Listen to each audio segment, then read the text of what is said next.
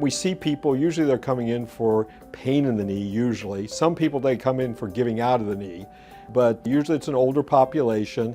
They come in, they have problems, swelling, pain, and usually we get an x-ray, and the x-ray shows that the joint space is deteriorating.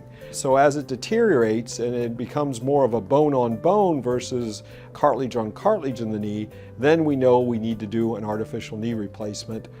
When we're doing a total knee replacement, we're not really just sort of cutting the bone above and bone below and flopping in a big piece of metal. We're actually doing a resurfacing. It's just sort of, we're cutting off the bad pieces and putting in good pieces.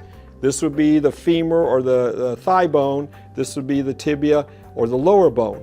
And basically, you'll see that we just put a couple pieces in. There's also a plastic button for a patella, but the ligaments hold it together and the muscles move it.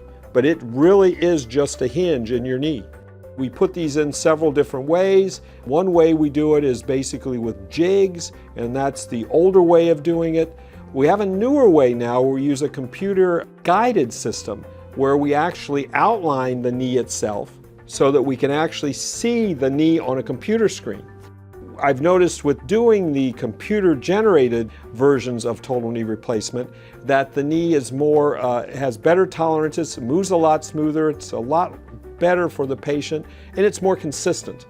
Most people think robots are doing the surgery. It's not. I call it computer-generated because the robot doesn't touch you except for lining you up. To me, a robot means, oh, a robot's coming in here with a drill or a saw or something like that to cut this or put something in. No, that's not the way it's done. Really, the computer is just telling us where to make our cuts.